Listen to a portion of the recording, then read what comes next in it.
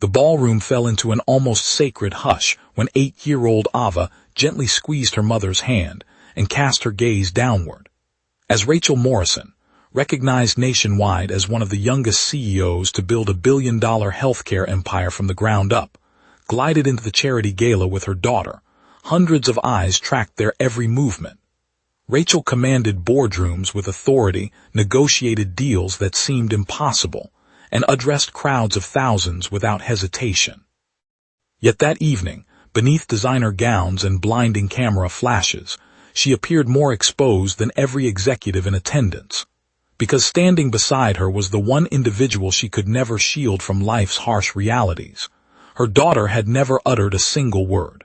Picture yourself as a parent willing to sacrifice every accolade, every fortune, every milestone just to hear your child whisper, "Mom," once.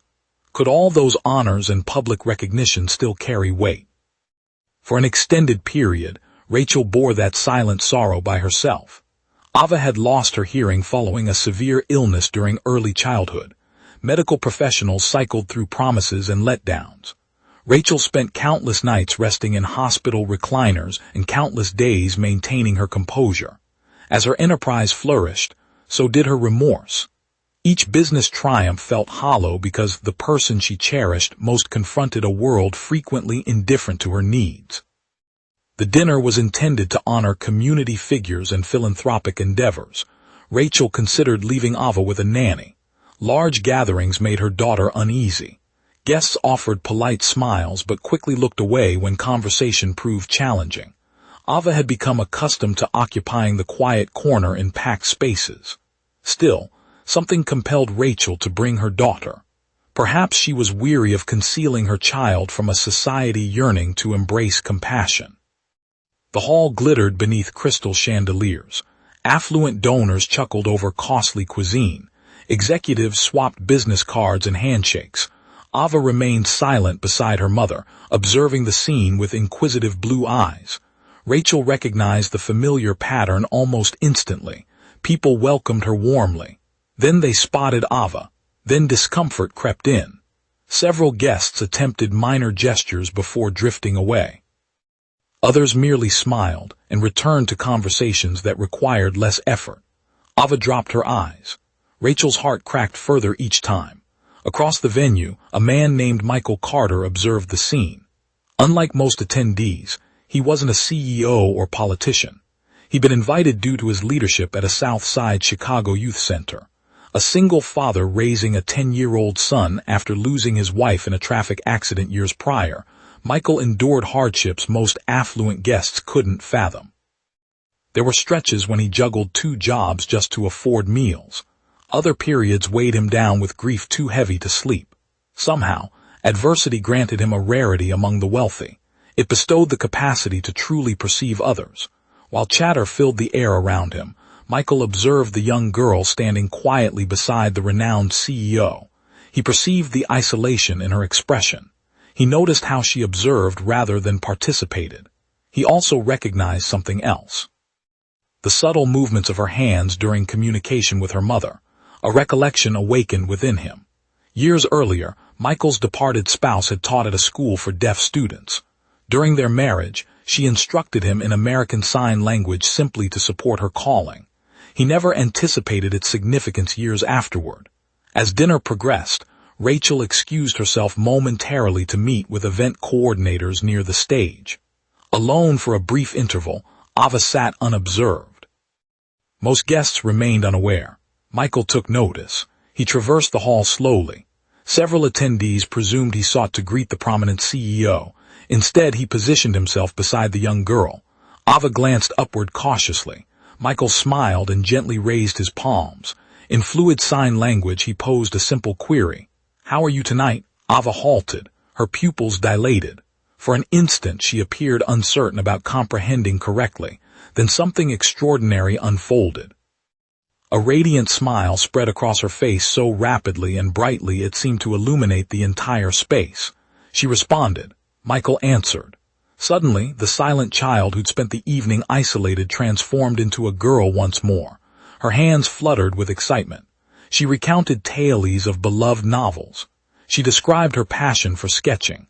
She spoke enthusiastically about her treasured golden retriever. She spoke and spoke and spoke. For the first time that night, someone wasn't discussing her presence. Someone was communicating directly with her. Rachel returned from across the room and witnessed her daughter laughing, truly laughing. The revelation struck her like a physical blow. For a fleeting moment, comprehension escaped her. Then she observed Michael's gesturing. Tears surged into her vision immediately.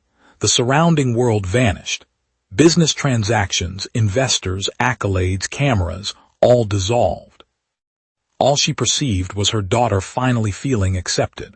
Rachel softly rejoined the table and observed. Ava remained oblivious to her arrival. She was engrossed in storytelling with someone who understood her. Somehow, this observation intensified Rachel's tears. Decades of fatigue, remorse, and fear erupted to the surface. She devoted considerable energy attempting to integrate Ava into the hearing world, forgetting how potent it became when the world simply engaged with Ava exactly as she was. Throughout the evening, Michael stayed close to her daughter. Attendees started taking notice. Dialogue diminished. Onlookers absorbed the heartwarming exchange unfolding before them. Many had never encountered sign language previously. Curiosity gradually transformed into something profound. Understanding. They recognized the child had never been voiceless. Society had merely failed to listen. Later that evening, Michael disclosed fragments of his journey to Rachel. He spoke of his spousal loss, single parenthood, and arduous seasons that followed.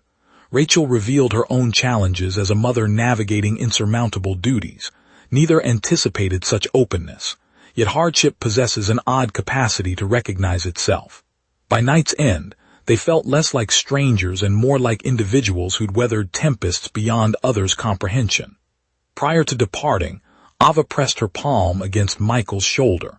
She signed something that caused him to pause. Then his eyes grew moist. Rachel inquired about her daughter's message. Michael nodded gently. Ava stated this was the first formal dinner where she hadn't felt unseen. Rachel could contain her tears no longer. During the drive home, Ava rested her head against the car window, displaying a serene visage of someone whose spirit felt lighter. Rachel glanced at her daughter through the rearview mirror.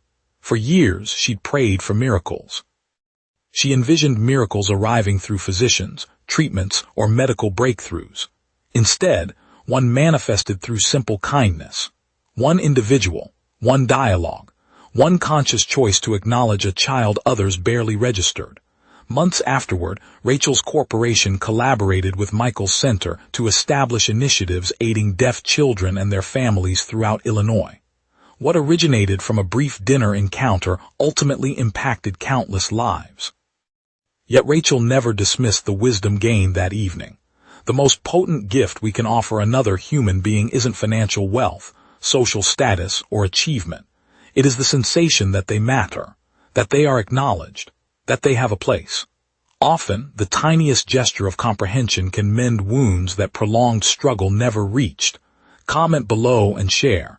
Have you ever experienced a moment when a stranger's compassion permanently altered your existence?